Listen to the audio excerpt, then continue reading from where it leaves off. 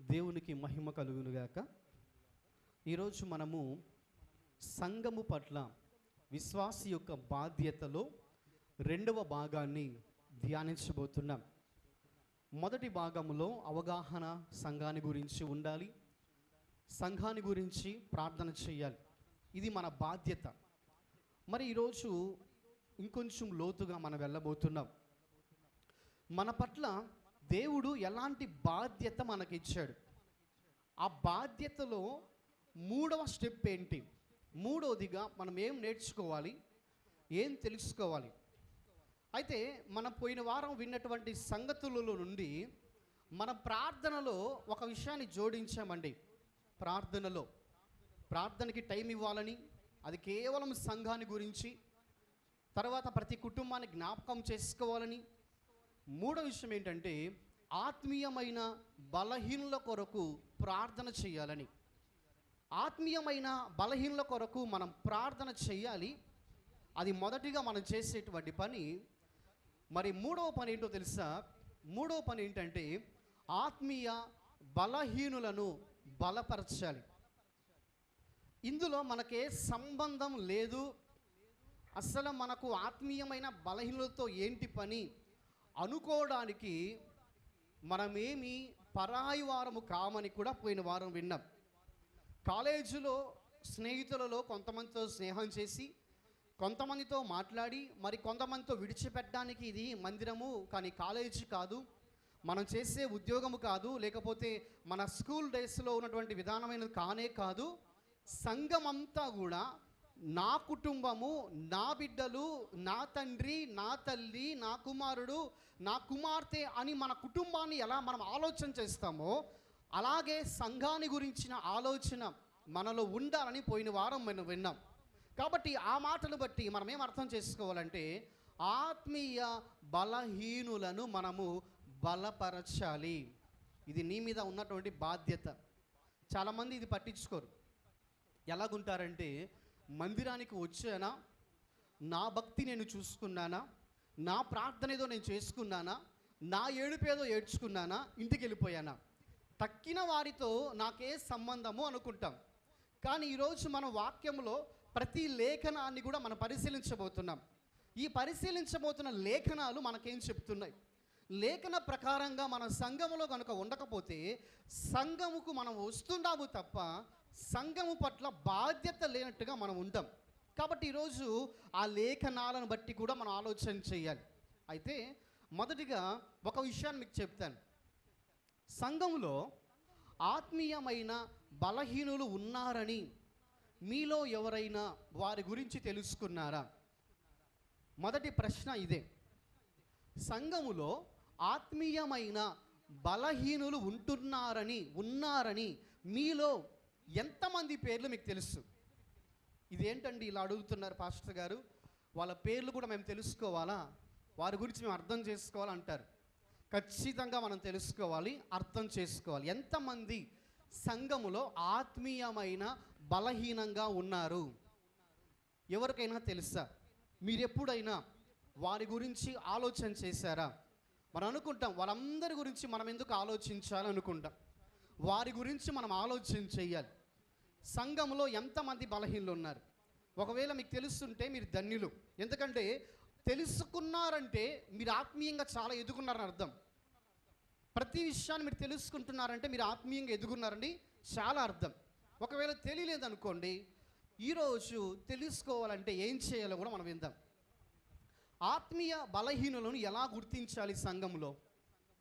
ఇది చాలా పెద్ద ప్రశ్న. ఎలా గుర్తించాలి? సంఘ కాపరికైతే అన్నీ తెలుసు. ఇప్పుడు మనం చెప్పబోతున్నటువంటి సంఘటనలు చాలా ఉన్నాయి. అవన్నీ సంఘ కాపరిగా నాకు అన్నీ తెలుసు. ఎవరి స్థితి ఎలాగుందో తెలుసు. ఎందుకంటే అంత మాత్రం నాకు తెలియకపోతే సంఘ కాపరిగా సంఘాన్ని నడిపించడానికి నేను అర్హుని కాదు. ప్రతి వ్యక్తి పర్సనల్ జీవితంలో ఉన్న సంగతులు కానివ్వండి, ఆత్మీయ జీవితంలో ఉన్న సంగతులు కానివ్వండి, ఒకవేళ నా ముందు ఎంత చక్కగా మాట్లాడినా అవతల వ్యక్తి గురించి దేవుడు ఖచ్చితంగా నాకు తెలియపరుస్తాడు. తెలియపరచకపోతే నేను గుడ్డి పాస్టర్గా ఉంటాను.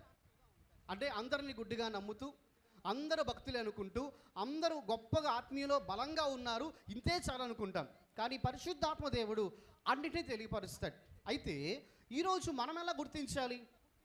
సంఘములో ఉన్న ఆత్మీయ బలహీనులను ఎలా మనం గుర్తించాలి? ఎలా వారి గురించి కనిపెట్టాలి? ఇది చెయ్యాలంటే 2 విషయాలు మనం ఆలోచన చేయాలి. 2 విషయాలు. ఒకటేంటంటే వారి మాటలు బట్టి. మొదటి విషయము, సంఘములో ఉన్నటువంటి ఆత్మీయ బలహీనులను ఎలా గుర్తించాలంటే వాళ్ళ మాట తీరును బట్టి గుర్తించాలి, మొదటిది. రెండవది ఎలా గుర్తించాలంటే వారు చేసే పనులు బట్టి, వారి నడవక బట్టి గుర్తించాలి వారు ఆత్మీయంగా బలహీనంగా ఉన్నారని. ఈ 2 గనుక మనం గుర్తించగలిగితే సంఘము పట్ల దేవుడు మనకి ఇచ్చినటువంటి బాధ్యతలో నువ్వు ముందుకెళ్తున్నావు. ఈరోజు మనం అర్థం చేసుకోవాలి, ప్రతి పర్సన్ మాట్లాడే మాట బట్టి మనము వారంతా ఆత్మీయంగా ఉన్నారో మనం గుర్తించగలుగుతాం. ఒక వ్యక్తి చేసేటువంటి పనులు బట్టి, తన క్రియలు బట్టి, తన నడవడిక బట్టి మనం తెలుసుకుంటాం. అయితే ఈరోజు కొన్ని సంగతులు మనం నేర్చుకుందామండి. ఏంటంటే వారి మాటలు బట్టి మనము ఎలా తెలుసుకోవాలి, వారు ఎలా మాట్లాడుతారు, ఏం చేస్తారు. కనుక మనం పోయిన వారం ఒక వాక్యం విన్నాం. ఏంట వాక్యం అంటే అవగాహన ఉండాలి అనే సంగతిలో మనం ఏం విన్నామంటే అందరితో మాట్లాడాలి. మీరు పోయిన వారం ఇది మనం విన్నాం కూడా, అందరితో మాట్లాడాలి. ఈ వారం కొంతమంది పలకరిస్తే నెక్స్ట్ వారం ఇంకొంతమంది పలకరించాలి. సంఘములో ఉన్న అన్ని కుటుంబాలు కవర్ చేయాలి, ఖచ్చితంగా అందరితో మాట్లాడాలి. ఇప్పుడు గమనించండి, ఒక వ్యక్తి ఆత్మీయంగా బలహీనంగా ఉంటుంది అన్న సంగతి నీకు తెలియాలంటే నువ్వు మొదటిగా వారితో మాట్లాడాలి.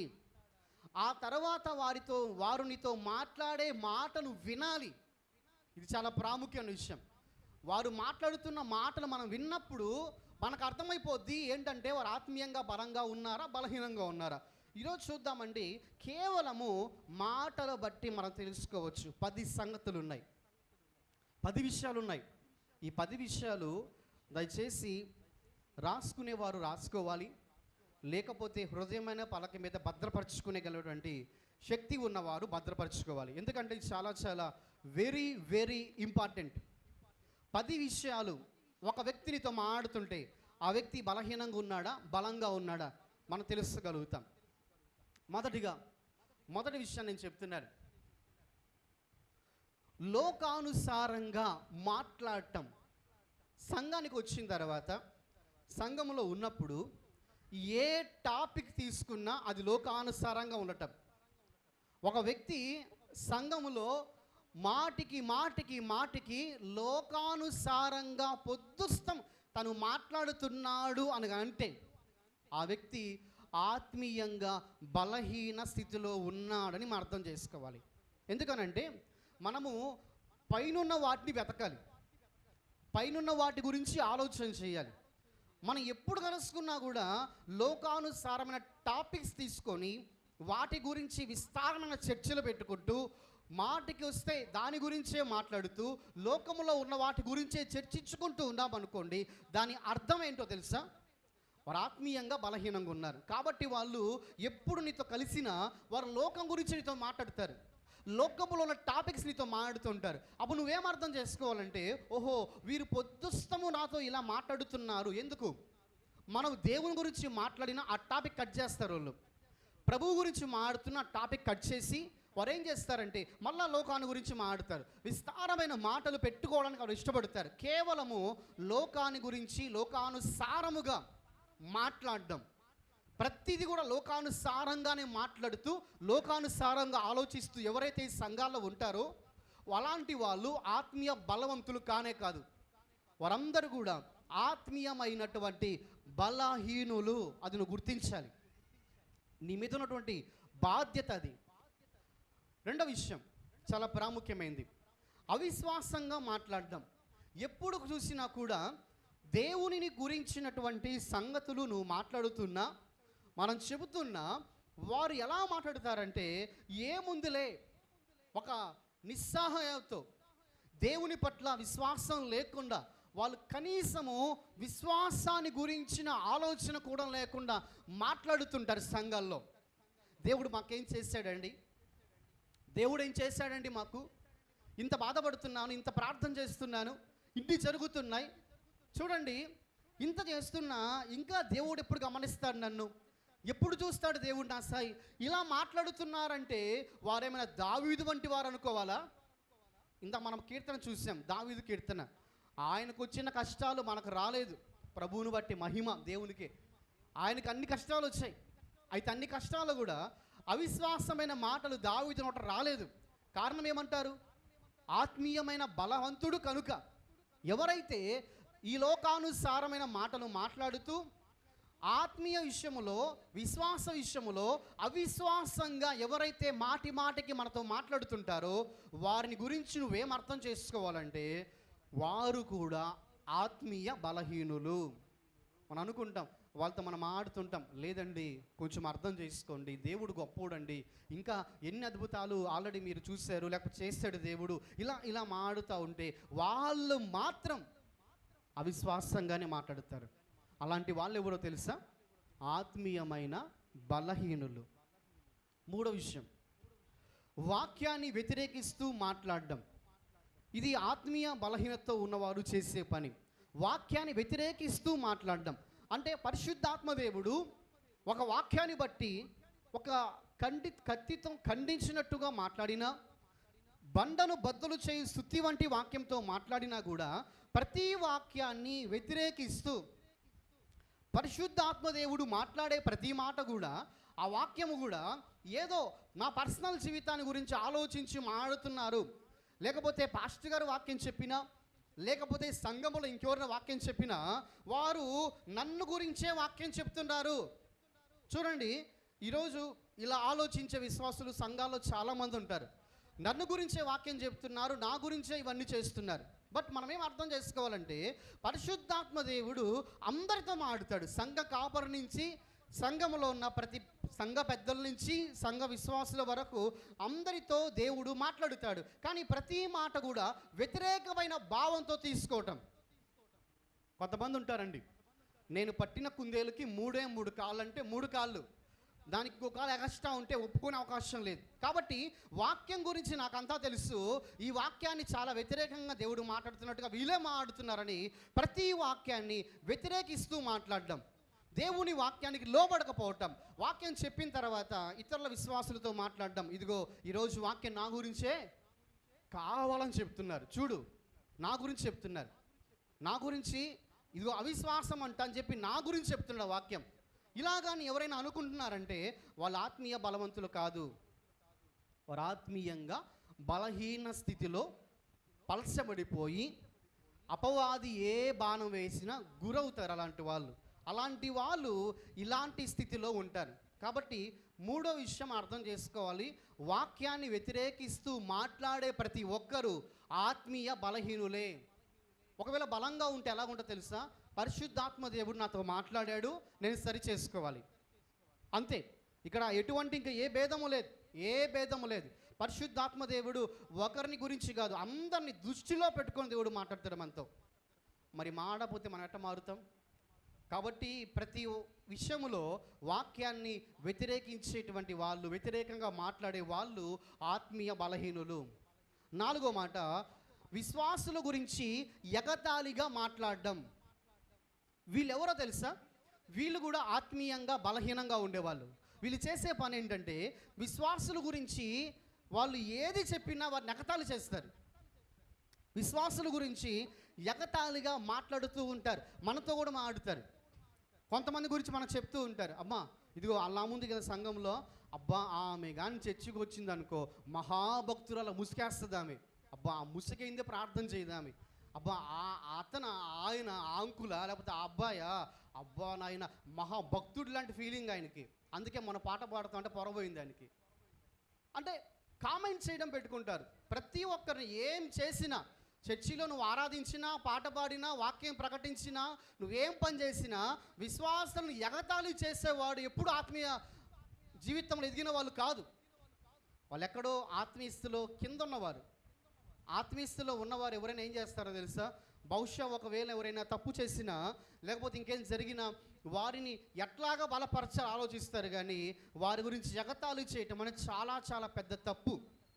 కాబట్టి మీరు గమనించండి, ఈరోజు సంఘాల్లో కొంతమంది ఉంటారు, వారు చేసే పని ఏంటంటే అందరినీ కామెంట్ చేస్తారు, ఎవరిని విడిచిపెట్టరు. అందరినీ, పెద్దవారి నుంచి చిన్నవారి వరకు, చిన్న పిల్లల కాడి నుంచి వృద్ధుల వరకు అందరినీ కూడా ఎగతాళి చేయటమే వారి పని.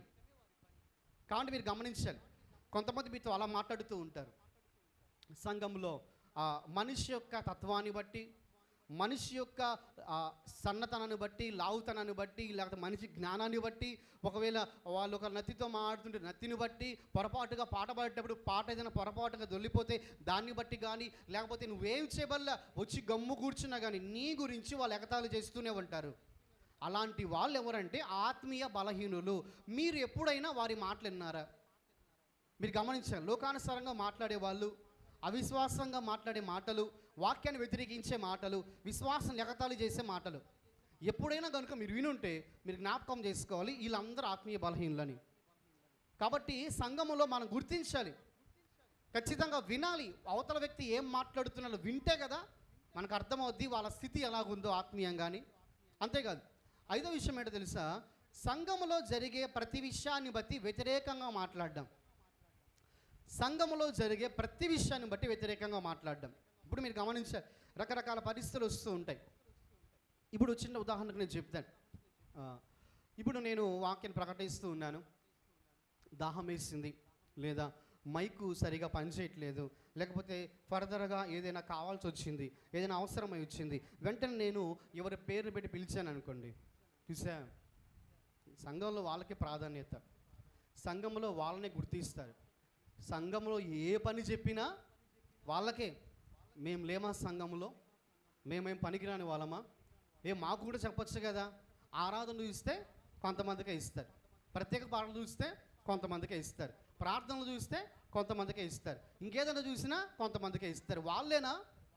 ఏమి జ్ఞాపకం రావా సంఘంలో? ఏమి పనికిరాని వాళ్ళమా?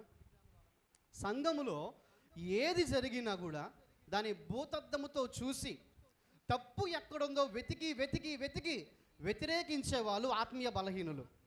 కాబట్టి సంఘములో ఇలాంటి తత్వం కలిగిన వాళ్ళు ఎవరైనా మీకు కనిపిస్తే, మీతో మాట్లాడుతుంటే మీకు అర్థమవ్వాలి వాళ్ళ ఆత్మీయ బలహీనులని. సంఘంలో ఏవి జరిగినా కూడా చాలా డెప్త్గా వెళ్ళిపోతారు లోపలికి, చాలా డెప్త్గా. ఏం డెప్త్గా వెళ్తారంటే ఎక్కడ తప్పు ఉందా అని వెతుకుతారు. చాలా వ్యతిరేకమైనటువంటి విషయాలు. ఒక సంఘటన నేను చెప్తాను. ఒక సందర్భంలో వేరే సంఘాల్లో జరిగిన విషయం నేను చెప్తున్నాను.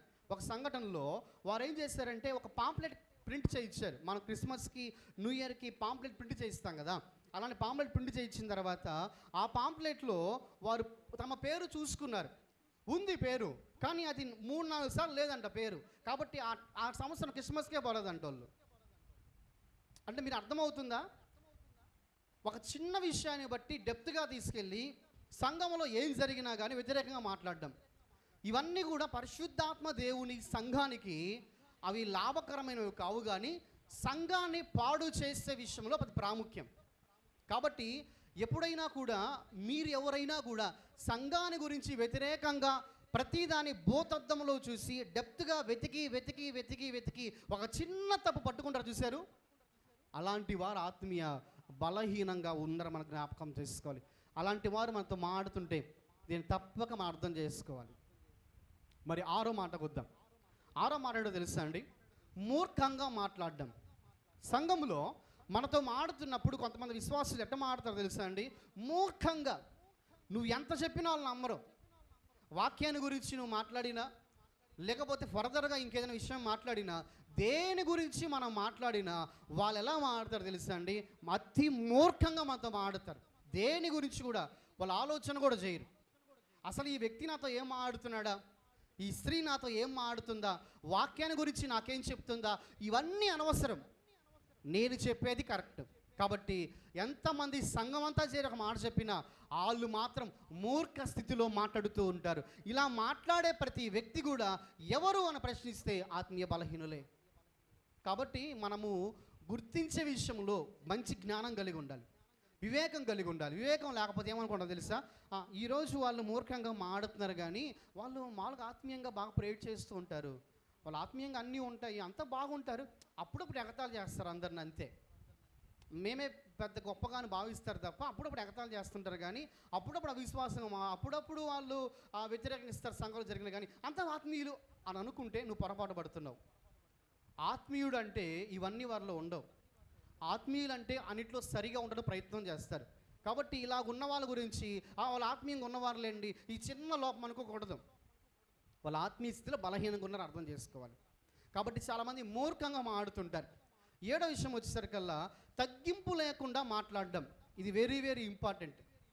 చర్చీస్లో, సంఘములో తగ్గింపు లేకుండా ఎవరైతే మనతో మాట్లాడుతుంటారో వాళ్ళందరూ కూడా ఆత్మీయ బలహీనులు. ఇది మీరు అర్థం చేసుకోవాలి. తగ్గింపు లేకుండా మాట్లాడడం. మనతో మాట్లాడుతున్నప్పుడు, ఏదైనా సరే మన గురించి మాట్లాడుతున్నప్పుడు అసలు కొంచెం కూడా వారి మాటలో తగ్గింపు ఉండదు. వారు ఎలా మాట్లాడతారంటే అతి ఘోరముగా, గర్వంగా వారి మాటలు ఉంటాయి. వారు వేసుకునే బట్టల కానించి, వారి ఇంట్లో జరిగే ప్రతి విషయాన్ని గురించి, అన్నిటి గురించి గొప్పలు చెప్పుకుంటా సంఘంలో ఎవరైనా ఉన్నారంటే వాళ్ళ ఆత్మీయ బలహీనులండి. మీరు వారి గురించి ఏమీ ఆలోచించాల్సిన అవసరం లేదు. వాళ్ళందరూ ఆత్మీయమైన బలహీనులు. కాబట్టి ఎవరైనా మీ దగ్గరకు వచ్చి వాళ్ళ గురించి వాళ్ళు గొప్పలు చెప్పుకున్నారనుకోండి, మీరేం అర్థం చేసుకోవాలి? ఓహో, వీళ్ళు ఆత్మీయంగా బలహీనులు, ఇంకా ఎదగాలి. ఆత్మీయంగా ఎదగాలంటే నేను ఏం చేయాలో అది చెయ్యాలి. ఇది మనకు జ్ఞాపకం చేసుకోవాలి. కాబట్టి ఈ సంఘంలో 7 సంగతులు విన్నాం. 8వ మాట విందాం. ఏం మాట్లాడినా అలిగి సరిగా మాట్లాడకపోవటం. ఇది కూడా 8వ విషయం చాలా ప్రాముఖ్యమైనది. ఆత్మీయంగా ఒక స్టెప్ మనం ఎదిగామనుకోండి, మనలో అన్ని మార్పులు ఉంటాయి. ఆత్మీయంగా ఎదగకుండా ఉంటే మనము విశ్వాసులతో కూర్చొని మంచిగా దేవుని గురించి మాట్లాడుతూ కొన్ని విషయాలు చెప్తాం. ఏం చెప్తామంటే, అమ్మా, నా బ్రదర్, సిస్టర్, సండే చర్చికి మీరు కొంచెం లేటుగా వస్తున్నారు, కొంచెం త్వరగా రండి. సిస్టర్, మీరు కుటుంబ ప్రార్థనకి రాలేకపోతున్నారు కదా, రావచ్చుగా. పాటలు అవకాశం ఇస్తుంటే మీరు పాటలు పాడచ్చు కదా, మీకు మంచి స్వరం దేవుడు ఇచ్చాడు కదా. ఇలా కొన్ని మాటలు మాట్లాడుతున్నప్పుడు వారు ఏం చేస్తారో తెలుసా? ఇంకొకసారి ఇటు పక్కన కూర్చుంటే మనకి ఇయే చెప్తారు. కాబట్టి కొంచెం దూరంగా మన మాటలు తగ్గించుకుంటే బాగుంటుంది అని చెప్పి ఎప్పుడు పక్కన కూర్చునే వాళ్ళు ఇంకొక పక్కన కూర్చుంటారు పోయి. అంటే ఒక వ్యక్తి మనతో చెప్తున్న సంగతిని సరిగా అర్థం చేసుకోక, ఒకవేళ ఆ వ్యక్తి కనుక మనతో గట్టిగా మాట్లాడితే మనం నెక్స్ట్ అలిగేసి ఆ వ్యక్తితో సరిగా మాట్లాడకుండా దూరంగా వెళ్ళి కూర్చొని ఆరాధనలో పాల్గొంటూ ఉంటే దాని అర్థం ఏంటంటే ఆత్మీయంగా బలహీనంగా ఉన్నారని అర్థం. ఇవి 8 విషయాలు. 9వ మాటకు వద్దామండి. ఇవన్నీ మనం జ్ఞాపకం చేసుకొని గుర్తుంచుకోవాలి. 9వ విషయం ఏంటో తెలుసా అండి? దైవ సేవకుణ్ణి, విశ్వాసులను తిడుతూ మాట్లాడడం. ఇది 9వ మాట. ఆత్మీయంగా ఎవరైనా బలహీనంగా ఉన్నారంటే వారు చేసే పని ఏంటో తెలుసా అండి? దైవ సేవకుణ్ణి, విశ్వాసులను తిట్టడం. అదే వారు చేసే పని. ఇలా కూడా చేస్తారు సంఘములు అంటే చాలామంది చేస్తారు. చాలా సంఘాల్లో ఇవే రిపీట్ అవుతున్నాయి. ఏంటండి, దైవ సేవకుని తిడతారంటే ఖచ్చితంగా తిడతారు, ఖచ్చితంగా తిడతారు. దైవ సేవకుణ్ణి తిట్టడాని గురించి ఎప్పుడు ఇవన్నీ మాడుకుంటారంటే, ఏదైనా పాస్టర్ల మీటింగ్కి వెళ్ళినప్పుడు పాస్టర్లు వాక్యం చెప్తా ఉంటే వాళ్ళ అనుభవం వాళ్ళు చెప్తారు. అయ్యా, మమ్మల్ని మా సంఘంలో భయంకరంగా తిట్టుకుంటా ఉంటారు. లోపల కొన్ని వాక్యాలు కఠినంగా చెప్తే వాళ్ళు తిట్టుకునేదే. ఏదైనా ఒక విషయాన్ని కనుక చేశారనుకోండి, సంఘంలో ఒక యాక్టివిటీ చేశారనుకోండి, ఏదైనా ఒక చిన్న మిస్టేక్ జరిగినా సంఘాపన తిట్టేయడమే, తర్వాత విశ్వాసం తిట్టుకోవడమే. ఎంత తిట్టుకోవడం అంటే వాళ్ళు మనతో కూర్చొని మాడుతూ ఉంటారు. అగో ఆమె చూసావా, అబ్బా అసలు ఎందుకు ఆమె చర్చికి రావడం, వేస్ట్ అసలు. ఆమె కట్టే చీర చూసావా, అబ్బా ఎంత గర్వమో. ఇలాగ వాళ్ళు తిడుతూ ఉంటారు పొద్దుస్తే మన పక్కన కూర్చొని. ఇలాగ తిడుతుండడం, సంఘ కాపని తిట్టడము, విశ్వాసం తిడుతూ ఎవరన్నా కనుక్కున్నారని సంఘంలో ఉండి వాళ్ళు ఎవరో తెలుసా? ఆత్మీయంగా బలహీన స్థితిలో ఉన్నవారు అని జ్ఞాపకం చేసుకోవాలి. కాబట్టి ఆత్మీయ బలహీనులు దైవ సేవకుని తిడతారు, సంఘంతో నీ పక్కన కూర్చున్న విశ్వాసం తిడతారు. వాళ్ళ ఉద్దేశం అంతా ఏంటంటే వారికి ఉన్న కోపంతో తిడుతూనే ఉంటారు. అందరిని తిట్టడమే, ప్రతి ఒక్కరిని. ఎవరైనా ప్రార్థన కొంచెం ఎక్కువసేపు చేస్తే వాళ్ళు తిట్టేయడం. అంటే మాట్లాడాలి, అర్థం చే విధంగా చెప్పాలి, కానీ అన్ని విషయాల్లో తిట్టడము. ఇలా తిట్టేవాళ్ళు, ఇలా కోపడేవాళ్ళు ఆత్మీయ స్థితిలో బలహీనంగా ఉన్నారు. చివరికి 10వ మాట ఏంటో తెలుసా అండి? ఈ రోజుల్లో చాలా సంఘాలు జరుగుతూ ఉంది, ప్రతి విషయానికి గొడవ పెట్టుకోవటం. ఈరోజు చాలా సంఘాల్లో జరుగుతున్నాయి, ప్రతి విషయానికి గొడవ పెట్టుకోవటం. ఎలా గొడవ అంటే అండి, ఏదైనా చిన్న ఒక సంఘటన జరిగిందంటే అది పెద్ద గొడవ 10 సంఘంలో. మీరు గమనించారా? ఈరోజు సంఘాలు ఎందుకు చీలిపోతున్నాయి? సంఘము, ఒకే సంఘము 2 భాగాలు ఎందుకు అవుతుంది తెలుసా? 3 భాగాలు అవడానికి కారణం ఏంటంటే గొడవ పెట్టుకోవటం. గొడవ పెట్టుకున్న వాళ్ళు కొంతమందే ఉంటారండి, వాళ్ళు రకరకాలుగా ఉంటారు. మీకు ఒక చిన్న ఎగ్జాంపుల్ చెప్తాను. ఎలా జరిగిందంటే, ఒక చర్చి ఉందండి, అది బిట్రగుంటలో ఉంది ఆ చర్చి. ఆ చర్చిలో మా అమ్మకి తమ్ముడు అవుతాడు, పెద్దమ్మ కొడుకు అవుతాడు ఒక ఆయన ఆ చర్చిలో పనిచేస్తున్నారు. నేను లాస్ట్ ఇయర్ క్రిస్మస్ టైంలో క్యాలెండర్ తీసుకొని ఆయన చర్చికి వెళ్ళాను. ఆయన అప్పుడు లైవ్ పెట్టేవాళ్ళు చర్చిలో. వేరే సంఘములో ఉన్నప్పుడు ఈ పెద్ద సంఘంకి వెళ్ళినప్పుడు లైవ్ పెట్టేవాళ్ళు. ఆ సంఘములో 200 కుటుంబాలు ఉన్నాయి. మన సారాబిల్లాకి ఎంత పెద్ద చర్చియో అంత పెద్ద కుటుంబం, అంత పెద్ద సంఘం అది. అక్కడ ఆయన సంఘ కాపరికి ఉన్నారు. అక్కడ 200 కుటుంబాలు ఉన్నాయి. ఆయన లైవ్ పెట్టేవాళ్ళు. లైవ్ ఎందుకు ఆపేశారన్న మా అమ్మని అడిగాను. లైవ్ ఎందుకు ఆపారంటే ఆయనకు మంచి కారణం చెప్పాడు. ఏం జరిగిందంటే, ఆయన లైవ్ పెట్టేటప్పుడు అంటే ఇప్పుడు 9:30కి చర్చి అనుకోండి, 9కి లైవ్ స్టార్ట్ చేశారు. 9కి లైవ్ స్టార్ట్ చేసిన తర్వాత 9:45 దాకా మనం పాటలు పాడుతూ ఉంటాం సహజంగా. ఆ పాటలు పాడేటప్పుడు ఎవరు 9:45 లోపల వస్తే వాళ్ళే పాటలు పాడుతారుగా, అందులో ఏం తేడా లేదు కదా. కాబట్టి టీవీలో వాళ్ళే కనబడుతున్నారంట, మేము కనబడట్లేదండి టీవీలో. కాబట్టి వాళ్ళు గొడవ పెట్టారు, సంఘంలో పెద్ద గొడవ చేశారంట. వాళ్ళు వచ్చేదేమో 10:30కంట, అంటే ఆయన టైం బట్టి నాకు చెప్పాడు. వాళ్ళు వచ్చేదేమో 10:30కి, మళ్ళీ వాళ్ళు 9:30కి, 9:45కి, 9 గంటలకి ఆ స్టార్ట్ చేసిన వర్షిప్లో వారి ముఖాలు టీవీలో కనబట్టలేదంట. కాబట్టి మాతో గొడవ పెట్టుకొని ఇవన్నీ చేసేసరికి సంఘ పెద్దలు లైవ్ ఆపమని చెప్పారంట. చూడండి, అసలు ఆత్మీయంగా వాళ్ళు బలహీనులు అంటే కాదు, మన సంఘ పెద్దలు అంటండి, సంఘంలో పెద్దలు అంట. ఎవరైనప్పటికీ కూడా సంఘములో గొడవ రాకూడదండి. ఏం జరిగినా ఒకవేళ మనల్ని ఉద్దేశపూర్వకంగా తిట్టేసిన ఎవరైనా మనం రిటర్న్ గొడవ పెట్టుకోకూడదు. సంఘములో అది చాలా పెద్ద మిస్టేక్ అవుతుంది, ఒక ముద్ర పడిపోద్ది. సంఘములో చుట్టుపక్కల వాళ్ళు మనం గమనిస్తారు, మనం చూస్తుంటారు. సంఘములో ఒక చిన్న గొడవ జరిగినా అదేం జరగద్దానంటే, అదేమి కాలేజో స్కూల్లో ఒక ఆఫీసో కాదు, ఇది దేవుని సన్నిధి. దేవుని సన్నిధిలో గొడవ జరిగిందనంటే దేవునికి అవమానం అది. కాబట్టి చర్చిలో గొడవ వేసుకునేంత దూరం మనం పోకూడదు ఎప్పుడు కూడా. అది చాలా ప్రాముఖ్యంగా అర్థం చేసుకోవాలి.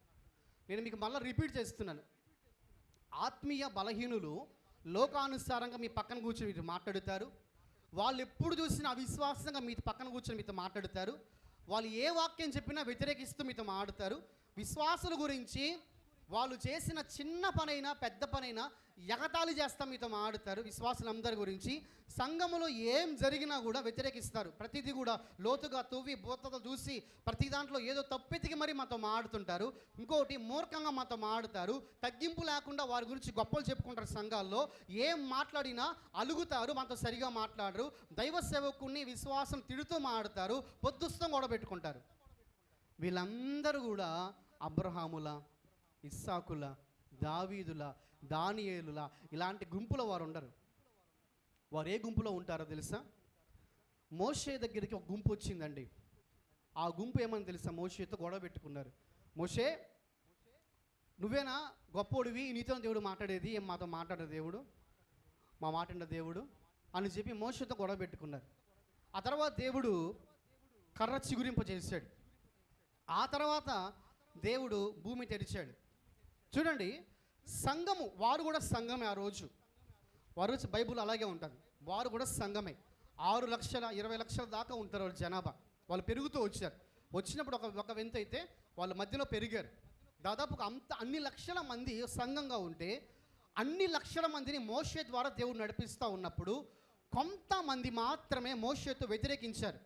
అలాంటి వాళ్ళు సర్పాలు కరిచాయి, మార్గంలో చనిపోయారు. ఇలాంటి వారందరూ కూడా గొప్పగా ఉన్న ఆత్మీయ బలవంతులు కాదు, వారు ఆత్మీయ బలహీనులు. కాబట్టి మధ్యలో అవిశ్వాసంగా మాట్లాడి దూడ చేసుకున్నారు. మధ్యలో లోకానుసారంగా మాట్లాడారు. ఏమని చెప్తారంటే, ఐగుప్తులో మాకు మాంసం ఉండేది, ఇక్కడ మాకేం దొరకట్లేదు. అంతేకాదు, మూర్ఖంగా మాట్లాడారు. తగ్గించుకోకుండా మోషే పట్ల గొప్పగా మాట్లాడారు. మోషేని తిట్టారు, గొడవలు పెట్టుకున్నారు. విశ్వాసులు తక్కిన వారిని తిట్టారు, ప్రతి విషయంలో రకరకాలుగా మాట్లాడుకున్నారు, ఒకరిని ఒకరు ఎగతాళి చేసుకున్నారు. ప్రతిదీ కూడా ఆ రోజు జరిగిన సంగతి మనం ఇప్పుడు వింటా ఉన్నాం. కాబట్టి గమనించాలి, మనం పోయిన వారం విన్న వాక్యానికి ఈ వాక్యం రెండో భాగం. ఆత్మీయ సంఘములో విశ్వాస యొక్క బాధ్యతలో మనం పోయిన వారం అవగాహన ఉండాలి, ప్రార్థించాలని విన్నాము. ఈ వారము ఆత్మీయ బలహీనులను బలపరచాలంటే మొదటిగా ఆత్మీయ బలహీనులు ఎవరో నీకు తెలియాలంటే ఈ 10 పాయింట్లు చాలా ముఖ్యం. ఈ 10 పాయింట్లు మన జ్ఞాపకం చేసుకోవాలి. ఈ 10 పాయింట్లు ఒక్కటైనా కూడా మీతో ఎవరైనా మాట్లాడితే ఖచ్చితంగా మీరు తెలుసుకున్న ఆత్మీయ బలహీనులని. నేను ప్రభు దగ్గర ప్రార్థించి ప్రభువుని అడుగుతూ ఉన్నాను. నా సొంత జ్ఞానం అయితే 1, 2, 3 పాయింట్లు రాసుకునేవాడిని. దేవా అడుగుతుంటే ప్రభువు చెప్తూ ఉన్నారు దాదాపు 10 పాయింట్లు. ఈ 10 పాయింట్లు నేను ఆశ్చర్యపోయా. మొదటిగా, దేవా ఇన్నున్నాయా ఆత్మీయ బలహీనతల మాటల్లో, ఇంతగా మాడుతారా? నిజమే, ఆత్మీయ బలహీనులు అలాగే మీతో మాడుతారు, మీరు గుర్తించండి. మరి మనం మొదట విన్న విషయం ఏంటంటే, మాట్లాడుతున్నప్పుడు వినుట వల్ల మనకేం అర్థం అవుతుందంటే వారు ఆత్మీయ బలహీనులని. ఇప్పుడు రెండో విషయం, ఎలా తెలుసుకోవాలి ఆత్మీయ బలహీనుల్ని? ఎలా తెలుసుకోవాలంటే, మొదటిగా వారి మాటలు వినడం ద్వారా తెలుసుకున్నాం, 10 మాటలు విన్నాం. మరి రెండో విషయం ఎలా తెలుసుకోవాలంటే, వారు చేసే పనులు బట్టి, వారి నడవడిక బట్టి. ఇందులో కూడా కొన్ని విషయాలు మనం నేర్చుకోవాలి. మొదటి విషయం నేను చెప్తాను. ఇందులో మనం ఏం చేయాలో తెలుసా అండి? ప్రతి విశ్వాసిని మీరు గమనించాలి. ఇందాక విన్న వాక్యంలో వినాలని విన్నాం. ప్రతి వ్యక్తి చెప్పే మాట మీరు వినాలి. వింటే అర్థమవుద్ది వాళ్ళు విశ్వాసంగా ఉన్నారా, ఆత్మీయంగా ఉన్నారా, బలహీనంగా ఉన్నారా. రెండో విషయము, అందరినీ గమనించండి. ఇది మీ మీద ఉన్న బాధ్యత. ప్రతి వ్యక్తిని మీరు గమనించాలి. చిన్న పిల్లల కాడి నుంచి వృద్ధుల వరకు మీరు సంఘములో గమనిస్తున్నారా లేదా? ఒకసారి ఆలోచన చేయండి. మీలో ఎవరైనా సంఘములో అసలు ఏం జరుగుతుందా విశ్వాసుల మధ్య అని మీరు ఎప్పుడైనా గమనిస్తున్నారా? ఖచ్చితంగా ఈ క్వశ్చన్ మీరు వేసుకోండి. మీరు గమనిస్తున్నారా? మనం అంటాం, అయ్యా మా జీవితాలు మేము చూసుకునేసరికి, మా ఏడుపేద మేము ఏడ్చేసరికి, మా బాధలేదో మేము చూసుకునేసరికి మేము చర్చికి వచ్చి ప్రార్థన చేసుకున్నాము, వెళ్ళిపోయామా, అంతకు మించే తప్ప ఇవన్నీ మేము ఆలోచిస్తామంటే ఇది సంఘంలోని బాధ్యత. మనం ఏమి కాలేజ్ ఫ్రెండ్స్ కాదండి, ముగ్గురితో మాట్లాడి నలుగురిని పక్కన పెట్టడానికి. ఇది దేవుని సంఘం, మనందరం కుటుంబం. నీ మీద బాధ్యత ఉంది. కాబట్టి ఒకసారి నువ్వు గమనిస్తున్నావా లేవా ఒక క్వశ్చన్ మనం చేసుకోవాలి. గమనిస్తూ ఉంటే నిజంగా మీరు ధన్యులు, మిమ్మల్ని బట్టి దేవుడు ఆనందిస్తారు. ఒకవేళ ఇంతవరకు కనుక మనం గమనించక ఉంటే ఈ రోజు నుంచి గమనించడం ప్రారంభించండి. ఒక విశ్వాస యొక్క నడకను బట్టి మీరు చెప్పచ్చు వారు ఆత్మీయ బలహీనతలో ఉన్నారా లేదా. మొదటి విషయాన్ని మనం విందాం. ఇందులో ఒక 8 విషయాలు మనము క్లుప్తంగా విందామండి. తర్వాత మళ్ళా చివరి వాక్యంలో మనం పోదాం. మొదటి విషయం ఏంటో తెలుసా అండి? ఖాళీగా ఉన్న, ఆరోగ్యం బాగున్న మందిరానికి రాకపోవటం. ఇక్కడ ఎవరైతే ఇలా నడుస్తుంటారో వారు ఆత్మీయ బలహీనులు. ఇప్పుడు మీరు గమనించండి, చర్చికి రాకపోవడానికి వన్ ఆఫ్ ద రీజన్ ఆరోగ్యం బాగలేకపోవటం. ఆరోగ్యం బాగలేకపోతే ఏ ఇబ్బంది లేదు, నడిచి కూడా చర్చికి రాలేని స్థితిలో ఉంటే, నడవలేకపోతే అది వేరు. కానీ ఆరోగ్యం బాగున్నా, ఇంట్లో ఖాళీగా కూర్చున్నా చర్చికి రాకపోవటం మీరు గమనించాలి. కొంతమంది చర్చికి మొదటి ఆదివారం మాత్రమే వస్తున్నారు. మీరు గుర్తించారా? గమనించారన్న వాళ్ళు గమనించారు ఎప్పుడైనా మీరు? ఎందుకు వస్తారో తెలుసా? ప్రభు బల్ల తీసుకోకపోతే పాపం. కాబట్టి మొదటి వారం రావాలి. సెకండరీ, వాళ్ళు మిగతా 3 ఆదివారాలు కావచ్చు, 4 ఆదివారాలు కావచ్చు, ఇంట్లో ఖాళీగానే ఉంటారు, ఆరోగ్యం కూడా బాగానే ఉంటుంది, కానీ చర్చికి రారు, ఇంట్లో కూర్చో ఉంటారు. ఇలాంటి వాళ్ళు మనం ఏం చెప్పాలి? మనం ఏమనుకోవాలంటే, ఆ ఇంట్లో వాళ్ళు చర్చికి రాకపోయినా కానీ ఇంట్లో బలంగా ఉంటారండి ప్రార్థనలో అనుకోకూడదండి. ఎందుకు అలా చెప్తున్నానంటే, ఆదివారము దేవుని సన్నిధికి రాకుండా ఖాళీగా ఉండి ఆరోగ్యం బాగుండి ఇంట్లో కూర్చొని ఉన్నామంటే నీ ఆత్మీయ స్థితిని బట్టి జడ్జ్ చేయొచ్చు నువ్వు ఎలా ఉన్నావో. ఖాళీగా ఉంటున్నావు, ఆరోగ్యం ఏమో పుష్కలంగా బాగుంది, బట్ చర్చికి మాత్రం రాలేకపోతున్నాం. మీరు ఇది గమనించాలి. అలా ఉన్న వాళ్ళు ఎవరు ఆత్మీయ బలవంతులు కాదు, ఆత్మీయ బలహీనులు. ఆత్మీయ బలవంతులు ఏంటో తెలుసా? మనం ఇంట్లో ఉన్నప్పుడు టీవీ పెడతాం, టీవీ ప్రసంగాల్లో పరిశుద్ధాత్మ దేవుడు కొన్ని మాటలు మనతో మాట్లాడుతారు. కానీ దేవుడు నీకు సంఘాన్ని ఇచ్చాడు. సంఘము లేని ఊరిలో నువ్వు ఉన్నావు అనుకో, యూట్యూబ్ పెట్టుకొని చూడు, ఆదివారం కూర్చొని ఇంట్లో. కొన్ని ఊర్లు ఉన్నాయి మన భారతదేశంలో, కొన్ని ప్రాంతాలు చర్చీస్ కడితే ఒప్పుకోరు అక్కడ. అలాంటి ప్లేస్లో ఉన్నామా, యూట్యూబ్ పెట్టుకో, ఇయర్ ఫోన్స్ పెట్టుకోండి, రహస్యంగా వినండి. ఆ స్థితిలోకి ఇంకా మన ఆంధ్రప్రదేశ్ రాలేదనుకోండి, బహుశా దేవుడు కనుక అనుమతి ఇచ్చాడంటే చాలా కష్టంగా ఉంటుంది. అప్పుడు బయటపడుతుంది విశ్వాసం ఎలాగుందో. అయితే ఈ స్థితిలో ఉన్నటువంటి వాళ్ళు వేరు, కానీ ఖాళీగా ఉండి ఏం పని లేకుండా ఆరోగ్యం అంతా బాగుండి చర్చికి రాకుండా ఏదో మొదటి ఆదివారం మాత్రమే వచ్చి ప్రభుత్వం తీసుకున్నంత మాత్రాన నువ్వు ఆత్మీయంగా ఎదిగా అనుకుంటున్నావా? చాలామంది ఇలా చేస్తూ ఉంటారు. మీరు గమనిస్తున్నారంటే వాళ్ళని మీరు గమనించండి. మీరు గమనిస్తే మీకు అర్థమవుద్ది వాళ్ళు అంత ఆత్మీయ బలహీనంగా ఉన్నారు. ప్రతి ఆదివారం చర్చికి రాకపోవటం ఇందులోనే ఒక భాగం. అది ప్రతి సండే చర్చికి రాకపోవటం. 2 వారాలు కనబడతారు, మిగతా 2 వారాలు ఎట్టుపోతారో తెలియదు. ఒక విషయం మనకు జ్ఞాపకం చేసుకోవాలండి, ఖాళీగా లేమండి మాకు కొంచెం పని ఉందని చెప్తాం. అయితే మనం ఇక్కడ ఎలా ఆ పనిని ఎలా డివైడ్ చేయాలా? ఆదివారం అంటే నేను చెప్తాను ఎలా డివైడ్ చేయాలంటే, ఇప్పుడు కొన్ని పనులు ఉంటాయి, అవి చాలా చాలా ముఖ్యమే అనుకోండి. దేవునితో దాన్ని మనం పోల్చి చూసుకోవాలి. ఒక పనిని ఇప్పుడు దేవునితో మనం ఈ పని పోల్చి చూసుకున్నప్పుడు దేవుని సన్నిధికి ఈరోజు పోకపోయినా పర్లేదు, కానీ ఈ పని చాలా చాలా ఇంపార్టెంట్, ఇది తప్పకుండా జరగాలి, ఇది జరిగి తీరాలి అనే ఉద్దేశంతో ఉంటే తప్ప నువ్వు పని ఉందని చెప్పి మనం మానుకొని ఇంట్లో కూర్చోం. ఇది మనం ఆలోచన చేయాలి. ఈ రెండింటి మనం బేరీ చేసుకోవాలి. చర్చియా మన పని, ఈ రెండిట్లో ఏది నెగ్గుతుందో దాన్ని బట్టి నువ్వు చర్చికి వస్తావు. చాలామంది చిన్నదానికి కూడా దేవుని పని పక్కన పెట్టేస్తారు. చాలా చిన్న పని, చాలా చిన్న వర్క్ అంతే. ఆ చిన్న పనికి కూడా దేవుడు కాదని పక్కన పెట్టి ఇంట్లో ఆదివారం హ్యాపీగా కూర్చొని ఉంటారు. అంతా అయిపోతుంది, ఆరాధన అయిపోతుంది. ఆ టయానికి 12:30, 1 గంటకి చక్కగా భోజనం చేసుకొని అలాగ రెస్ట్ తీసుకొని వారం 4 ఆదివారాలు ఉన్నాయి, ఒక వారం పోయినా సర్లే సరిపోద్ది అనుకుంటూ ఉంటారు.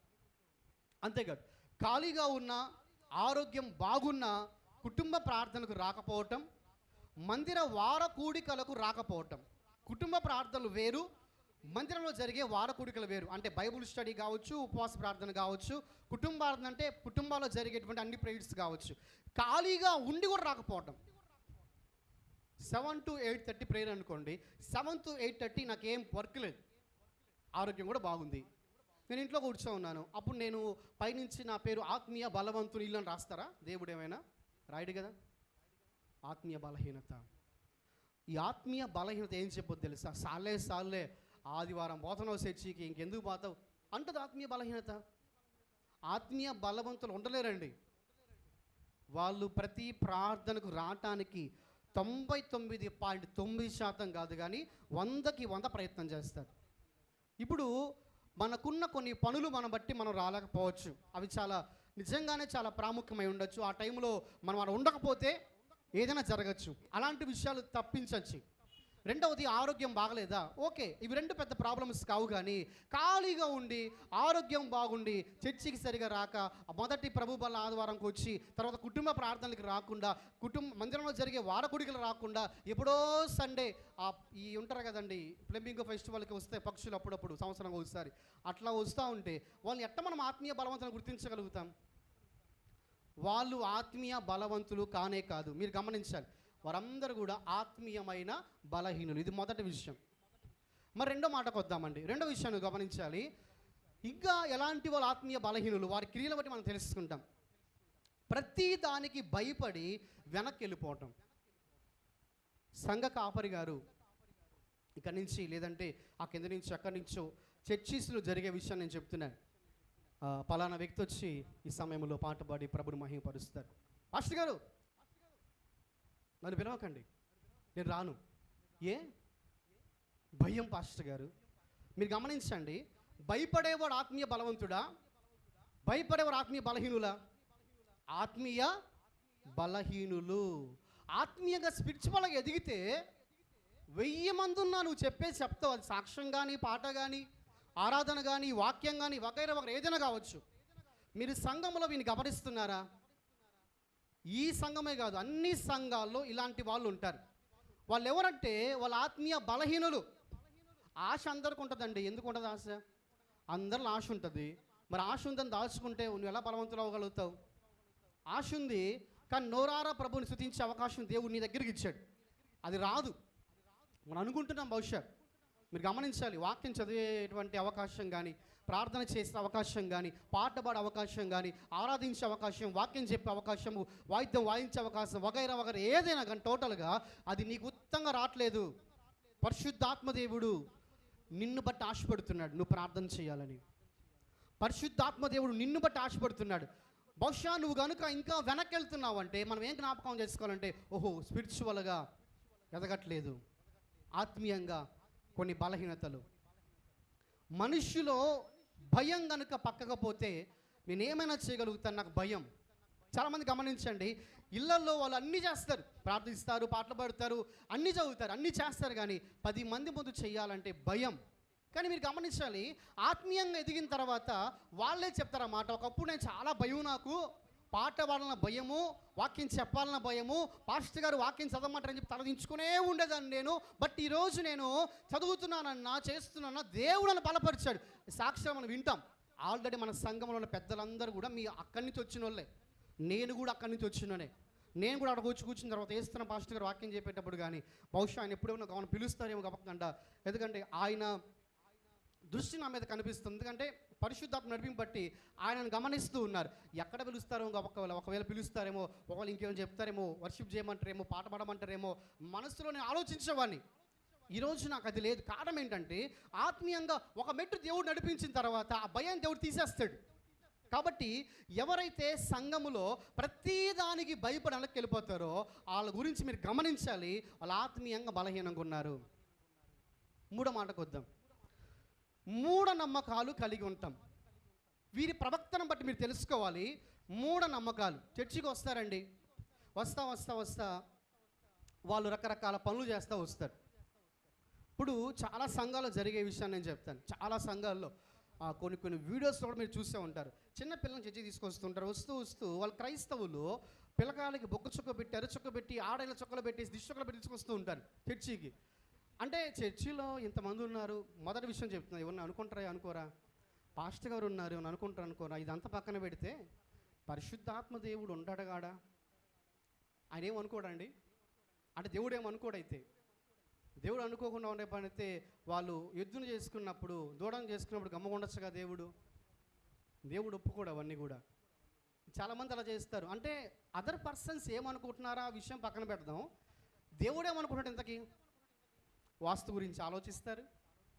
ఇంక చెప్పాలంటే వాళ్ళకున్నంత మూఢనమ్మకాలు ఇంకోరుకుంటారండి. అంటే వాళ్ళు ఒక పక్క క్రైస్తవులుగా ఉన్నప్పటికీ కూడా 90%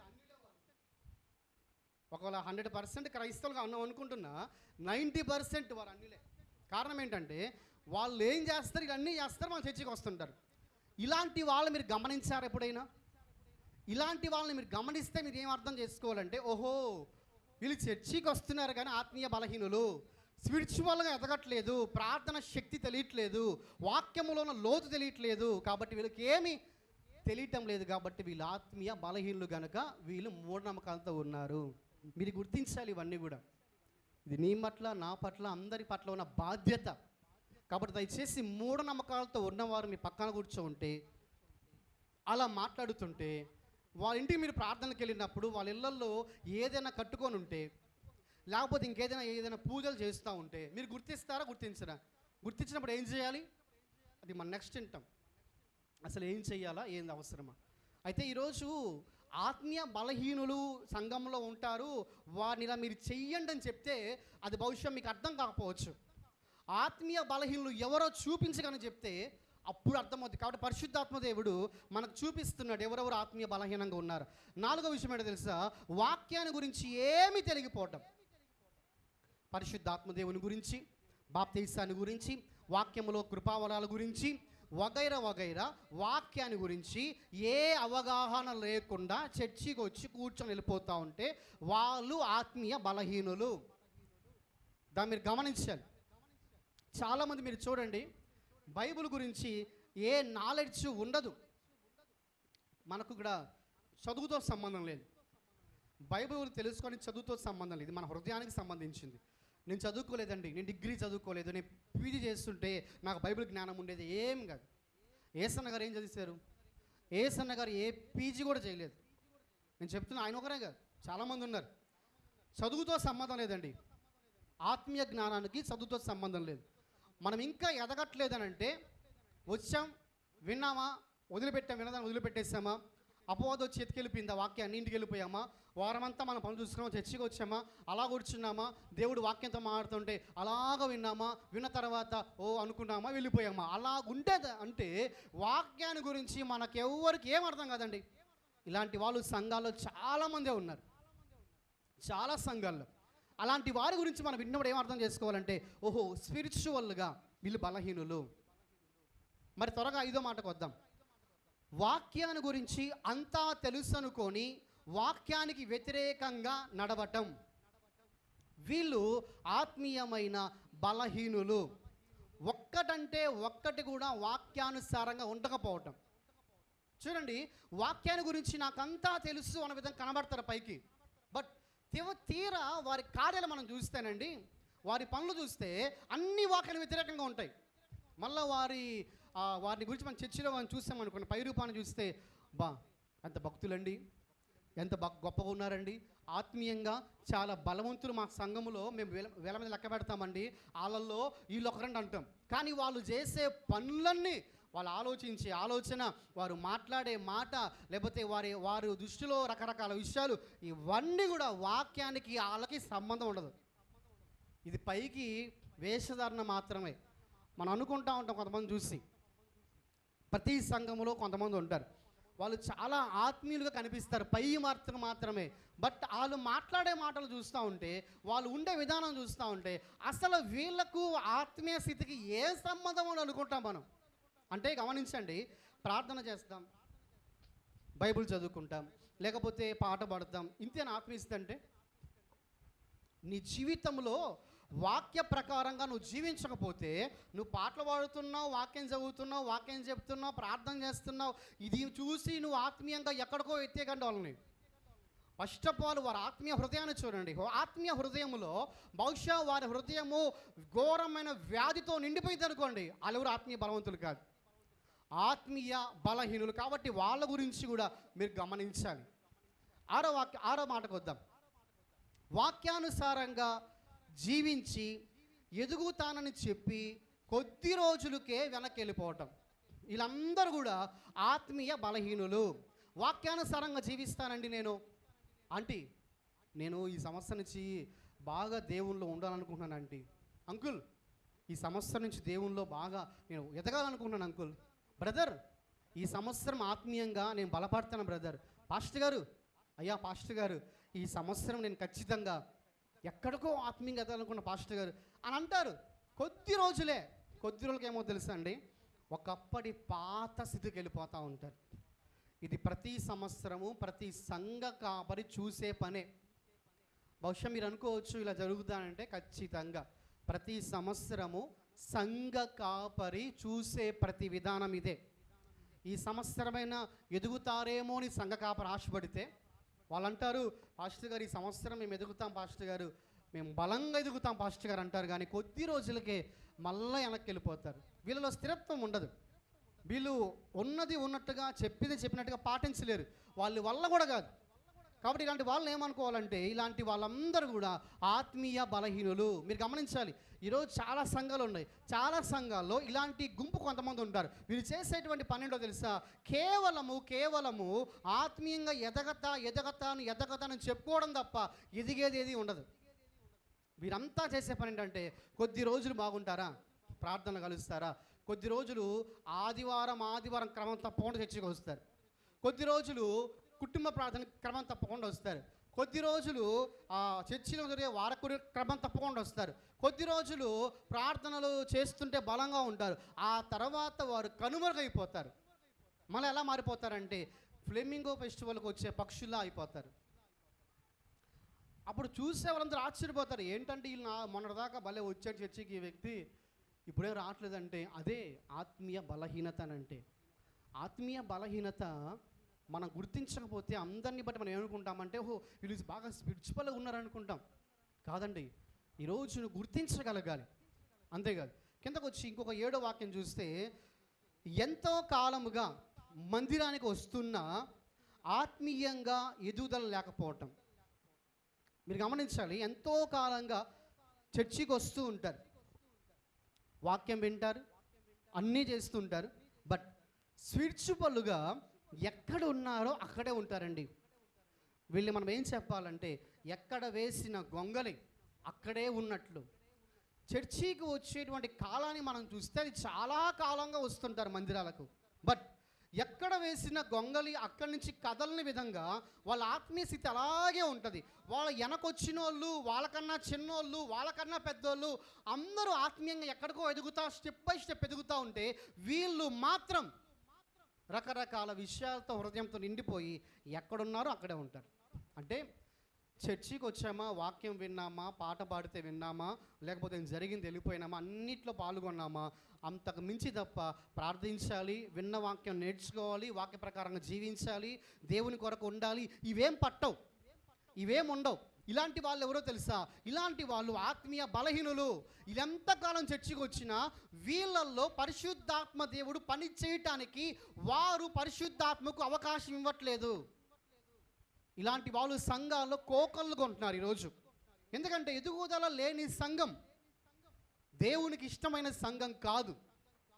దేవుడు పిల్లలకి, మన చిన్నపిల్లలకి ఎదగాలని చెప్పి వాళ్ళకి మంచి ఫుడ్ పెడతాం, మంచి ఫ్రూట్స్ ఇస్తాం, బూస్టో హార్లిక్సో రకరకాల వాటిని తెచ్చుకొని డాక్టర్ కాడ పర్మిషన్ తీసుకుని మరీ పిల్లలకు తాగిస్తాం. ఎందుకో తెలుసా? మన బిడ్డలు ఎదగాలని. అలాగే ఉండిపోతే మనకి ఎంత బాధ. అలాగే దేవుడు కూడా వాక్యం ద్వారా మనతో మాట్లాడతాడు. ఒకరోజు తీయటి వాక్యం, అబ్బా ఇంతకాలం ఇలాంటి వాక్యం దొరకలేదనిపిస్తుంది. కొన్నిసార్లు కారంగా ఉంటుంది, మండిపోతూ ఉంటుంది. అబ్బా పరిశుద్ధాత్మదేవుడు అగ్నిలానతో మాట్లాడుతున్నాడు ఈరోజు. కొన్నిసార్లు ఆ వాక్యము నీకు ఇష్టమైన మాటలు దేవునితో తృప్తిపరుస్తూ ఉంటాడు. ఇవన్నీ ఎందుకు అని అంటే, నువ్వు ఎదుగుతావని. ఎదుగుదల లేదు, ఏమీ లేనటువంటి, ఎక్కడ వేసిన గొంగలిగా అక్కడే ఉన్న వారిని మీరు గమనించండి. అలాంటి వాళ్ళు ఆత్మీయ బలహీనులు. చివరికి 8వ మాట చూస్తే, పాత అలవాట్లు మానుకోకుండా కొనసాగడం. ఇలాంటి వాళ్ళు చర్చిలో ఉంటారండి. పాత అలవాట్లు మానుకోకుండా కొనసాగడం. పాత అలవాట్లు కొన్ని ఉంటాయి. అంటే సినిమాలు చూడడం, సీరియల్ చూడడం, లేకపోతే మద్యం తాగడం, లేకపోతే ధూమపానం చేయడం, లేకపోతే బూతులు మాట్లాడడం, లేకపోతే మనం చెప్పుకుంటే వాక్యాన్ని వ్యతిరేకంగా ఉన్న ప్రతిదీ కూడా పాత అలవాట్లు మానుకోకుండా చర్చిలో అలాగ కంటిన్యూ అయిపోతూ ఉంటారు. అంటే ఎలాగుంటారంటే, పిల్లి కళ్ళు మూసుకొని పాలు తాగుతూ ఉంటుందంట. ఆ పిల్లి అనుకుంటుందంట, నన్ను ఎవ్వరు గమనించట్లేదు, ఎవ్వరు పట్టుకోవట్లేదని. దేవుడు హృదయ అంతరంగం పరిశీలించేవాడు. ఆయనకు తెలుసు ఏ వ్యక్తి ఎలాగున్నారో. చాలామంది తమ పాత జీవితాన్ని ఇంకా విడిచిపెట్టకుండా అలాగే కొనసాగుతూనే ఉంటారు. ప్రార్థన చేస్తుంటారు, వాక్యం అవకాశం ఇస్తే వాక్యం చెప్తారు, ఆరాధన ఇస్తే ఆరాధన చేస్తారు, లేకపోతే ఈ మందిరంలో పాట పాడుతారు, లేకపోతే వాక్యం చదువుతారు, అన్నీ చేస్తుంటారు. కానీ పాత అలవాట్లు మాత్రం ఇంతవరకు విడిచిపెట్టిందే లేదు. మళ్ళీ ఇంటికి వెళ్ళడం, మళ్ళీ అన్నీ చేయటం, మళ్ళీ కోపడడం, మళ్ళీ బూతులు మాట్లాడడం, మళ్ళీ తిట్టుకోవడం, మళ్ళీ అందరి గురించి ఎవరు లాపినా అందరి గురించి వ్యతిరేకంగా మాట్లాడుకోవటం, లేకపోతే అన్ని అలవాట్లు చేసుకోవటం, రకరకాల వాటితో జీవించడం, మళ్ళీ చర్చలో కొనసాగటం. ఇలాంటి వారు మీరు గమనించండి. వీళ్ళందరూ కూడా ఆత్మీయంగా బలహీనులు. కాబట్టి ప్రియ సంగమా, 2 సంగతులు నేర్చుకున్నాం. ఆత్మీయ బలహీనులు ఎలా గుర్తించాలి సంఘములు అంటే, 1 వారు మాట్లాడే విషయంలో 10 విన్నాం. 2వది వారి నడవడిక విషయంలో 8 మాటలు విన్నాం. ఈ 18 విషయాలు మీరు జ్ఞాపకం చేసుకోండి. ఈ 18 విషయాలు మీరు తలపోసుకోండి. ఎవరు ఎలా ఉన్నారో మీకు దేవుడు మీతో మాట్లాడుతాడు. కాబట్టి మనం ఏం చేయాలో తెలుసా అండి? మాట్లాడాలి, వినాలి, నడవడిక గమనించాలి. ఇదే నీ బాధ్యత. మాట్లాడాలి, మాట్లాడితే కదా వారితో మాడుతారు. గర్వంగా మాడుతున్నారా, అతిశయించి మాడుతున్నారా, అవిశ్వాసంగా మాడుతున్నా నీకు అర్థమవుతుందిగా. నీకు అర్థమైన దాన్ని బట్టి ఓహో ఈ పర్సన్ ఆత్మీయ బలహీనురాలు తెలుసుకుంటావు. 2వది వారి నడవడిక గమనించు. చర్చిలో ప్రతి సండే చర్చకు వస్తున్నారా? లేకపోతే ఏమైనా అలవాట్లు వాళ్ళకి ఇంకా మానుకోవట్లేదా? బాగా ఎదగతారని చెప్పి మళ్ళీ వెనక్కి వెళ్ళిపోతున్నారా? లేకపోతే సంఘంలో జరిగే ప్రతి విషయాన్ని బట్టి రకరకాల బాధలతో, చింతలతో, రకరకాల విషయాలతో వెనకబడిపోతూ ఉన్నారా? లేకపోతే వాక్యాన్ని గురించి ఏం అర్థం కావట్లేదా? ఎంతకాలంగా ఉన్న వాక్యం గురించి ఏ లోతు తెలియట్లేదా? వాక్యానుసారంగా జీవించే విషయంలో, మూఢనమ్మకాల విషయాల్లో, బైబిల్ గురించి ఏదైనా ఒకవేళ చెప్పమని చెప్తే వెనక్కి వెళ్ళిపోయే విషయాల్లో ఎవరన్నా ఉన్నారా? సంఘంలో గమనించండి, వాళ్ళ ఆత్మీయ బలహీనత మీకు అర్థమవుతుంది. అయితే ఇప్పుడు ఒక విషయం ఆలోచన చేద్దాం. వీళ్ళందరి గురించి ఎందుకు ఆలోచించాలి అసలు అంటే, సంఘంలో విశ్వాసి బాధ్యత అనే అంశం మనం వింటున్నాం. నిజంగా మనకు అంత బాధ్యత నిజంగా దేవుడు అప్పచెప్పాడా? అంత బాధ్యత నీకు నాకుందా? ఇది కనుక తెలుసుకోకపోతే సంఘానికి నువ్వు వచ్చి నీ బాధను చూసుకొని నీ ఎదుగుదలను చూసుకుని వెళ్ళిపోతావు. కానీ ఇది కనుక నీకు అర్థమవుతే నువ్వు ఎలాగుంటావు తెలుసా? ఒక్కరిని విడిచిపెట్టవు. అందరినీ గమనిస్తాం, చిన్నవాళ్ళని, పెద్దల్ని, మన వయసు వచ్చిన వారిని అందరినీ గమనిస్తాం. అందరి పట్ల ఒక బాధ్యతగా మెలుగుతాం. చూద్దాం వాక్యంలో ఈరోజు ఈ ఒక్క విషయాన్ని మనం చూసి వాక్యాన్ని ముగించుకుందాం. చూద్దాం ఏంటి మనకెందుకు నిజంగా బాధ్యత ఉందా తీద్దాం. త్వరగా వాక్యం తీద్దామండి. 7 వాక్యాలు ఉన్నాయి. 7 వాక్యాలు త్వరగా తీద్దాం. కొలస్సీ 3:16 త్వరగా. కొలస్సీ 3:16 సంగీతములతోనూ కీర్తనలతోనూ ఆత్మ సంబంధమైన పద్యములతోనూ ఒకడికి ఒకడు ఏం చేసుకోవాలంట? బోధించాలి. అయితే ఇప్పుడు నీకు మీద బాధ్యత ఉందా? పాటలతో, కీర్తనలతో, వాక్యంతో ఒకరికొకరు బోధించుకోండి అని సంఘముతో ఆత్మదేవుడు మాట్లాడుతున్నాడు. మరి నీకేం బాధ్యత లేదా వారి పట్ల? ఎఫెసీ 5:19 ఎఫెసీ 5:19 ఒకరినొకడు కీర్తనలతోనూ సంగీతముతోనూ ఆత్మ సంబంధమైన పాటలతోనూ హెచ్చరించుకోవాలంట. మరి మనకు అర్థమవుతుందా? ఒకరిని ఒకరు హెచ్చరించుకోవాలి. అది దేవుడు చెప్పాడు మనకు. నీ మీద బాధ్యత ఉంది. మనం అనుకుంటా ఉంటాం యవనస్తులు చెడిపోతున్నారు సంఘంలో. మరి అదే నీ బిడ్డ అయితే నువ్వు హెచ్చరించవా? ఇదిగో తండ్రి వయసు ఉన్న వ్యక్తి చెడి మందిరంలో రకరకాలుగా వేరుగా ఉన్నాడు, ఆత్మీయ బలహీనంగా ఉన్నాడు. ఒక నీ తండ్రి అయితే నువ్వు పట్టించుకోవా? నీ కుమారుడు అయితే నువ్వు పట్టించుకోవా? నీ తల్లి అయితే నువ్వు పట్టించుకోవా? మన అనుకుని ఒకవేళ బంధువులు ఉంటే మనం పట్టించుకోమా? హెచ్చరించాలి, వాక్యంతో బుద్ధి చెప్పుకోవాలి. రోమా 15:14 త్వరగా. రోమా 15:14 నా సహోదరులారా, మీరు కేవలము మంచివారును సమస్త జ్ఞాన సంపూర్ణులను ఒకరికి ఒకరు ఏం చేస్తారంట? బుద్ధి చెప్ప సమర్థులై ఉన్నారని నమ్ముతున్నాడంట ఆయన. ఒకరికి ఒకరు బుద్ధి చెప్ప సమర్థులుగా ఉండాలి. అందుకే మనం ఈరోజు వాక్యం వింటున్నాం. ఏ ఊరికే వినట్లేదు వాక్యం. ఆత్మీయ బలహీనలతో మనకేంటి అవసరం? ఇవన్నీ ఎందుకు వినాలి? 10 విషయాలు మాట్లాడుతారు, 8 కార్యాలు చేస్తున్నారు. ఇవన్నీ ఎందుకు నువ్వు పట్టించుకోవాలంటే సమస్త విషయంలో అంట ఒకరికి ఒకరు బుద్ధి చెప్పుకునే సమర్థత నీలో ఉండాలి. చూద్దాం త్వరగా. రోమా 15:1 కాగా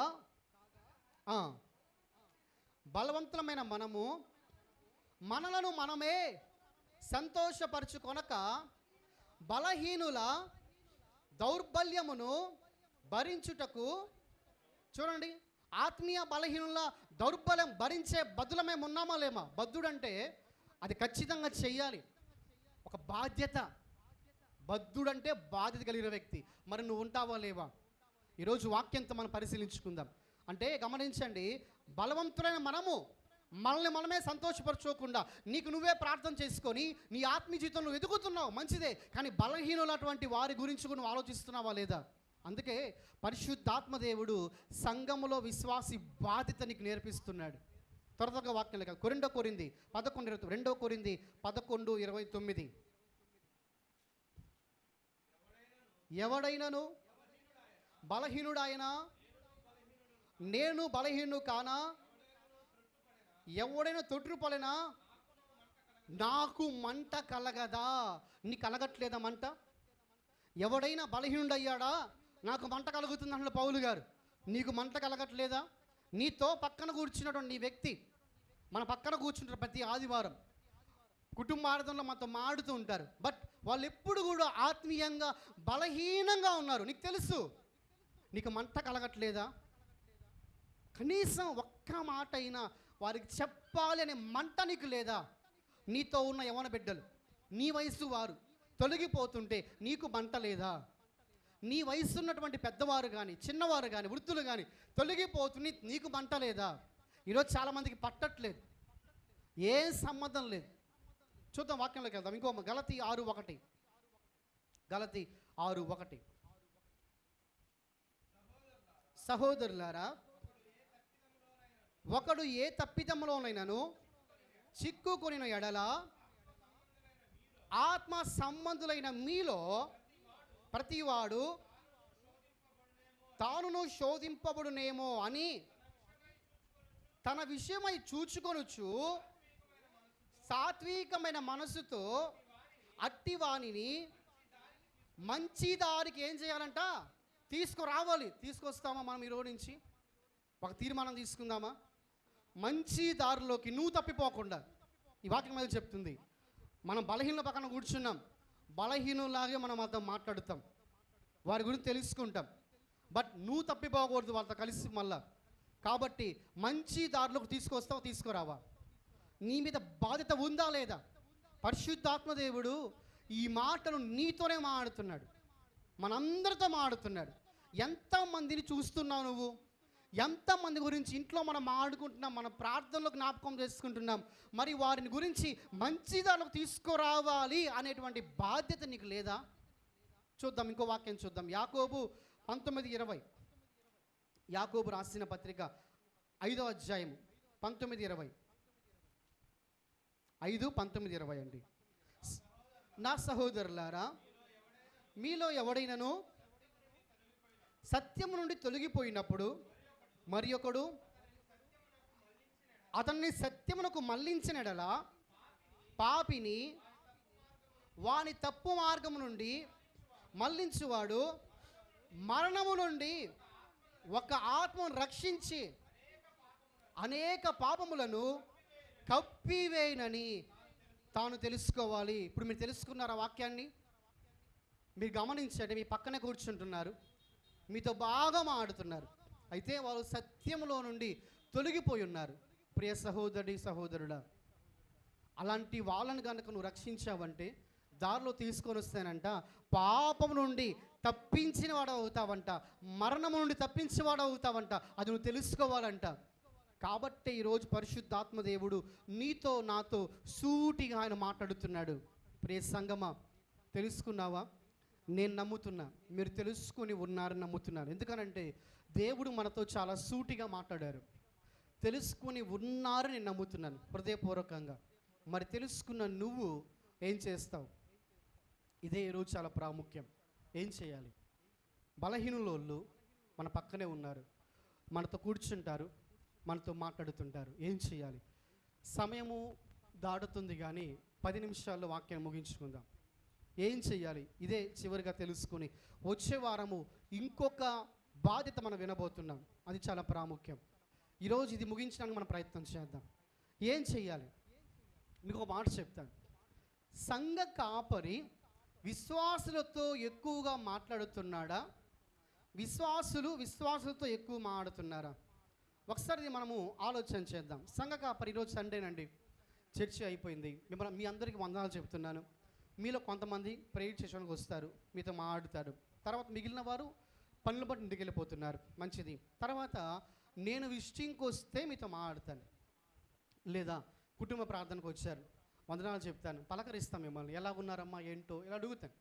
ఇవన్నీ ఓకే. నేను విజిటింగ్కి వస్తేనే మీతో మాట్లాడగలుగుతాను, పర్సనల్గా మీతో కూర్చుంటాను. మీరు ఏదైనా ఒకవేళ ఆత్మీయ బలహీనంగా ఉంటే ఆ టైంలో బలపరచిన ప్రయత్నం చేస్తాను. ఇది సంఘ కాపరి ప్రతి సంఘాల్లో ఉండే విషయం.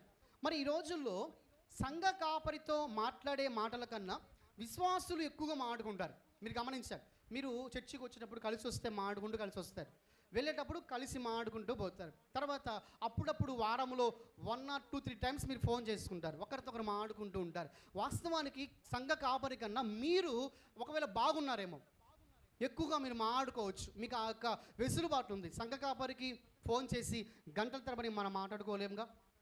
కాపరి కంటే ఎన్నో వర్క్స్ ఉంటాయి, పనులు ఉంటాయి, అందరి గురించి ఆలోచిస్తుంటాడు, ప్రేయర్ తిరుగుతుంటాడు. కాబట్టి మనం బహుశా ప్రేయర్ చేయడానికి ఫోన్ చేసినా కొద్ది నిమిషాల మాట మనం ఫోన్ పెట్టేస్తాం. బట్ విశ్వాసిగా నువ్వు చాలా లోతుగా వెళ్ళగలుగుతావు. నీకు ఆ ఆప్షన్ దేవుడు ఇచ్చాడు, నీకు ఆప్షన్ ఉంది.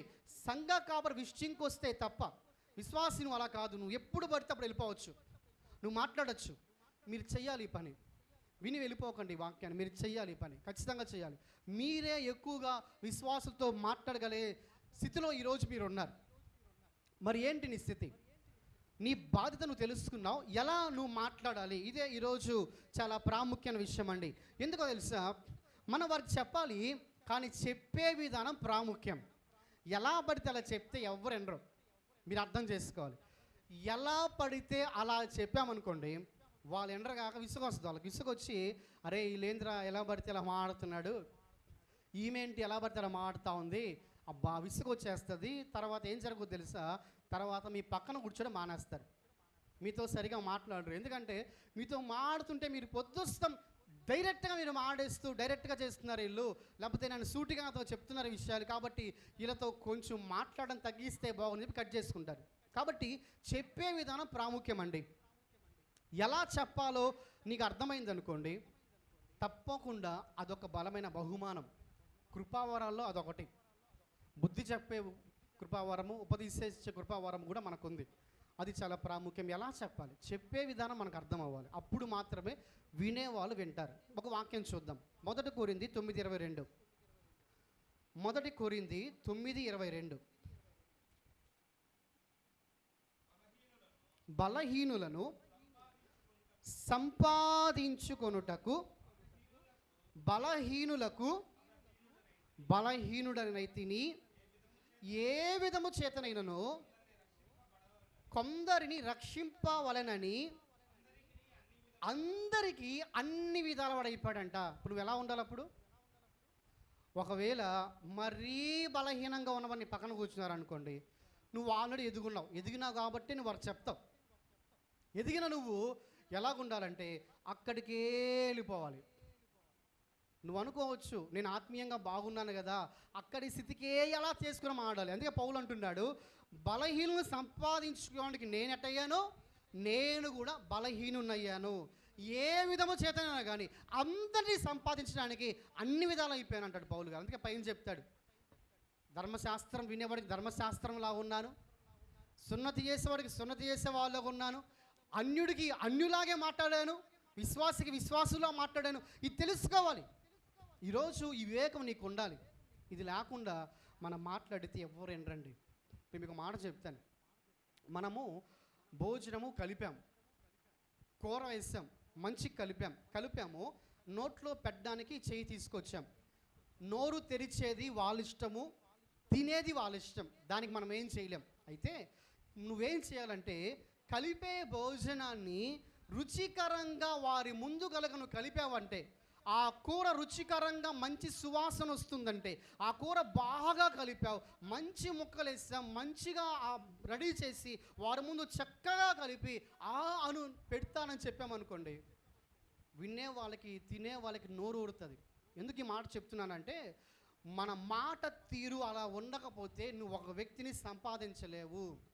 ఎందుకంటాడు ఈరోజు ఒక వ్యక్తి నీ మాట వినటానికి నువ్వు చెప్తున్నప్పుడు ఆ వ్యక్తి నీ మాటకి లోబడి నువ్వు చెప్పే వాక్యానికి వినాలంటే నువ్వు ఆ రీతిగా చెప్పాలి, లేకపోతే వారు నోరు తెరవరు, ఆహారాన్ని తీసుకోరు. ఇప్పుడు ఒక మాట చెప్తానండి. యేసు ప్రభు వారు వ్యభిచార స్త్రీ యేసు ప్రభు కాడికి వచ్చింది. ఆమె పాపము చేస్తుంటే పట్టుబడింది. ఏం చేస్తూ ఉంటే? పాపం చేస్తూ ఉంటే. ఇంకెలా ఉంటుంది? ఆమె పాపము చేస్తుండగా పట్టుబడిందంట, వ్యభిచారం చేస్తూ ఉంటే. ఆమె ఇంకా ఎంత దౌర్భాగ్యంగా ఉంటుంది. ఆమె పరిగెత్తుకుంటూ ప్రభు కాడికి వచ్చి ప్రభు పాదాకాడ పడిపోయింది. ప్రభు అన్నారు, ఒక మాట చెప్పారు, అందరూ వెళ్ళిపోయారు. వెళ్ళిపోయిన తర్వాత యేసు ప్రభు వారు అక్కడ మీరు గమనించాలి, యేసు ప్రభు ఆమెను అతి కఠినముగా మందలించెను అని వేసింది, అక్కడ లేదు. ప్రభు అన్నారు, అమ్మా ఎవరిని కొట్టలేదా? కొట్టలేదయ్యా, నేను కొట్టనమ్మా, అయితే ఇక మీదట నువ్వు పాపం చేయొద్దు. ఆయన మాట చాలా చాలా లోతుగా వెళ్ళిపోయింది. ఎలా వెళ్ళిందంటే ఆ స్త్రీ పాపాన్ని మానుకోవడానికి ఇష్టపడింది. మీరు గమనించాలి, ఆమెను కొడుతున్నారు చూశారు, అలాంటి కొట్టే విధానము ఆమె అందరి దగ్గర చూస్తుంటుంది. ఎంతోమంది వ్యభిచారం చేసే స్త్రీలను ఎందరో కొట్టి చంపారు, ఆమె చూసింది, కానీ ఇంకా ఆమెలో మార్పు రాలా. చెప్పే విధానంతో చెప్తే హృదయంలో పరిశుద్ధ ఆత్మదేవుడు తాకుతాడు. ఆ రోజు తాకినప్పుడు మార్పు వస్తుంది. మనమే కనుక సీరియస్గా చెప్పామనుకోండి, అసలు నీకేంటి, నా భర్తే నా గురించి చెప్పడు, నా భార్య నా మీద అంత అరవదు, నా ఇంట్లో వాళ్ళే మా మీద అరవరు, నువ్వేం ధరుస్తున్నావు మా మీద, నువ్వేం చెప్తున్నావు, ఇంత సీరియస్గా నువ్వు మాట్లాడుతున్నావు, ఇంత గట్టిగా చెప్తా ఉన్నావు, నీ మాట వినాలమేమనుకుంటారు. గమనించాలి, యేసు ప్రభువారు ఎవరితో ఎలా మాట్లాడితే వారు అర్థం చేసుకుంటారో అలా మాట్లాడారు ప్రభు. అందుకనే ఆ వ్యభిచారం స్త్రీ అక్కడే పాపాన్ని విడిచిపెట్టిన కారణం ఏంటంటే, అమ్మా నేను కొట్టలేదు కదా, నేను కొట్టను, కానీ పాపం చేయొద్దమ్మా. అంతేగాని ప్రభు ఆమెను గట్టిగా మందలించెను అని లేదు వాక్యంలో. కాబట్టి ఎలా మనం బుద్ధి చెప్పాలో, ఎలా ఉపదేశించాలో మనం నేర్చుకొని ఉండాలండి. కాబట్టి మనం చాలా ప్రాముఖ్యంగా మనం అర్థం చేసుకోవాలి. అంత మాత్రమే కాదు, నువ్వు చెప్తున్నావు మంచిదే, ప్రేమగా మాట్లాడుతున్నావు మంచిదే, కానీ కొంతమంది వినరు. అప్పుడు నువ్వేం చేస్తావు చూడండి. ఇప్పుడు మీరందరూ కూర్చొని వాక్యం వింటున్నారు, బహుశా మీరందరి చూపు నన్ను చూస్తూ ఉంది, మీరు వాక్యం వింటున్నారు. బహుశా మీరు ఒకవేళ ఇలా కింద చూస్తున్నా, బట్ మీరు ఆలోచిస్తున్నారంటే ఆలోచన నాకు ఉంటుంది. మీరు నన్ను చూస్తున్నారు, అది నాకు అర్థమవుతుంది. బట్ నేను చెప్తున్నప్పుడు మీరు పక్క తిరిగేసి కూర్చొని ఏంటి ఈ చీర బలా ఉంది, ఈ షర్ట్ బలా ఉంది, నెలినా ఇట్లా ఆడుకున్నారనుకోండి, చెప్పే నాకు ఎలా ఉంటుంది చెప్పండి, మీరు చెప్పండి ఎలాగుంటుంది. బయట ఉన్నటువంటి వారందరూ లోపల కూర్చొని మీరు అందరూ మిమ్మల్ని మీరు కూర్చొని ఆడుకుంటా, హ్యాపీగా మీరు ఆ పిల్లలతో ఆడుకుంటా, లేకపోతే వగైరా చేసుకుంటా, అస్సలు మీరు వాక్యం వినట్లేదండి, ఎలా ఉంటుంది నాకు. సేమ్ అట్లాగే నువ్వు చెప్తున్నావు కొంతమందికి, వాళ్ళు వినకపోతే నీకు ఎలా ఉంటుంది. ఈ పెయిన్ చాలామందిలో ఉంటుంది. ఆత్మీయంగా ఎదిగి ఇతరుని బలపరచాలన్న విషయంలో వారు వినకపోతే ఆ పెయిన్ మనకు ఉంటుంది. అప్పుడు మనం ఏం చేయాలి, ఒకసారి ఆ పెయిన్ గురించి ఆలోచన చేద్దామండి. 1 కొరింథీ 9:19. 1 కొరింథీ 9:19. నేను అమ్మ చదువుతారా మళ్ళా, నేను అందరి విషయము స్వతంత్రునై ఉన్నను, ఎక్కువ మందిని సంపాదించుకొనుటకై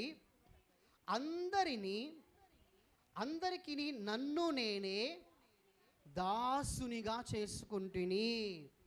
ఇది మనం నేర్చుకోవాలి ఈరోజు. నువ్వు చెప్తున్నావు, వాళ్ళు వినట్లేదు, చెప్పే నీకు విసుగొస్తుంది, కొంచెం అనిపిస్తుంది. ఏమనిపిస్తుంది అంటే, నువ్వు ఆల్రెడీ బాగా పాటలు పాడుతావు, వాక్యం చెప్తావు, నువ్వు ఎదుగున్నావు, చర్చికి కంటిన్యూగా వస్తున్నావు, నువ్వు రాని వారి గురించో ఆత్మీయంగా లేని వారి గురించో వారితో మాడుతుంటే వారు నేను పట్టించుకోరు. అప్పుడు నీకు ఎలా అనిపిస్తుంది అంటే, అయ్యా ఇంత స్పిరిచువల్గా ఉన్న నేను వీళ్ళ కాడ నేను చులకనైపోతున్నాను అనుకోవచ్చు. కానీ పౌలు అంటున్నాడు, అందరినీ సంపాదించుకోవటానికి నన్ను నేను అందరి దగ్గర దాసునైపోయాను అన్నాడు. అంటే మనల్ని మనము దాసునిగా భావిస్తే తప్ప నువ్వు అందరికీ నువ్వు చెప్పలేవు. వినేవాళ్ళు వింటారండి, వినే వాళ్ళ సంగతి ఏంటి, వాళ్ళు వినరు. విననప్పుడు మనకు అనిపిస్తుంది, ఇంతగా చెప్తున్నా, ఇంతగా ప్రయాసపడుతున్నా వాళ్ళు వినట్లేదు, నేను ఇంత ఎదుగున్నాను, నేనేంటి వాళ్ళకి చెప్పేది అనే స్థితికి నీ మనసు వచ్చిందనుకో, ఒకటి జ్ఞాపకం చేసుకు పౌలు అంటున్నాడు, అందరిని రక్షించడానికి, అందరిని బలపరచడానికి నేను అందరికాడ దాసున్నైపోయాను, కిందకున్నాను. అప్పుడు అనుకుంటాము, నేను వారికి ఎలాగైనా నేర్పించి చెప్పి వారిని ఎదిగించి బలపరచాలి. కాబట్టి ప్రతి విషయంలో అన్ని వారం అవ్వాలి. మనం అన్ని విషయాల్లో బలహీనుల కాడకు వస్తే బలహీనులా ఉండాలి, వారిని బలపరచడానికి. బలవంతుల కాడకు వచ్చినప్పుడు నువ్వు నీ ఆత్మీయ బలవంతుడిగా ఉంటూ వారితో కలిసి మనం ఎదగాలి. కాబట్టి ప్రియ సంగమా, ఈరోజు మనం విన్నటువంటి వాక్య ప్రకారంగా ఆత్మీయ బలహీనులు సంఘములో ఉన్నారు. నీకు ఎలా తెలుస్తుందంటే, వారు మాట్లాడే మాట బట్టి, వారు నడిచే నడవడిక బట్టి. మరి ఇవన్నీ చేసిన నువ్వు చూస్తున్న నీకు బాధ్యత ఉందా అనంటే, 7 వాక్యాలు ముద్ర వేసినట్టు దేవునితో మాట్లాడాడు. 7 వాక్యాలు విన్న నువ్వు చెప్పాలనుకుంటున్నావు, మరి చెప్పే విధానం నీకు తెలుస్తుండాలి. ఎలా పడితే అలా చెప్తే ఈ రోజులు వినే స్థితి కాదు. ఇంట్లో వాళ్ళు చెప్తేనే వినట్లేదు, మరి మనం చెప్తే వింటారా? వినటానికి నువ్వు చెప్పే విధానం ప్రకారంగా చెప్పాలి. వినట్లేదు అని అనుకుంటే ఇంకా తగ్గించుకొని చెప్పు, ఇంకా దాసురు అయిపోయి చెప్పు, దాసురాలుగా చెప్పు. ఇంకా వినకపోతే చెప్తూనే ఉండు. నీ బాధ్యత అయిపోయింది, దేవుడు నీకు చెప్పాడనే సమయంలో దేవునికి అప్పచెప్పు వాళ్ళ గురించి. ఇదే పౌలు కూడా చేశాడు. కొంతమందిని మాట వినకపోతే ప్రభువుకి అప్పచెప్పాడు వాళ్ళని. కాబట్టి ప్రియ సంగమా, నీ బాధ్యత నువ్వు తెలుసుకున్నావని పరిశుద్ధాత్మ దేవుడు నమ్ముతున్నాడు. కాబట్టి ఆ బాధ్యత ప్రకారంగా ఆత్మీయ బలహీనుల నిమిత్తము ఈ రోజు నుంచి వారిని గమనించండి, వారి మాటలు వినండి, వారితో మాట్లాడండి, చెప్పే విధానంలో తర్ఫీదు తీసుకోండి. ప్రభు కాడ చెప్పే విధంగా చెప్పండి, తగ్గించుకొని చెప్పండి, వినకపోయినా చెప్పండి. చివరికి దేవుడు నీతో బోధించేంత వరకు, దేవుడే చాలును చెప్పిందనేంత వరకు నువ్వు చెప్తూనే ఉండు, దాసునిగా చెప్తూనే ఉండు. ఏ ఒక్క ఆత్మను విడిచిపెట్టకండి.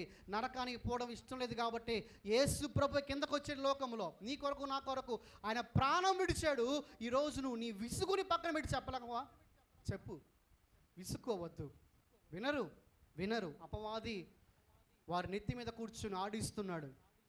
వినరోళ్ళు, నువ్వేం చెప్పినా వినరు. కొంతమంది మాకు అన్నీ తెలుస్తుంది అనుకోవచ్చు, బట్ నువ్వేం చేయాలో తెలుసా? పరిశుద్ధాత్మ దేవుడు చెప్పే విధానం ప్రకారంగా నిన్ను దాసునిగా చేసుకో, బోధించండి. కాబట్టి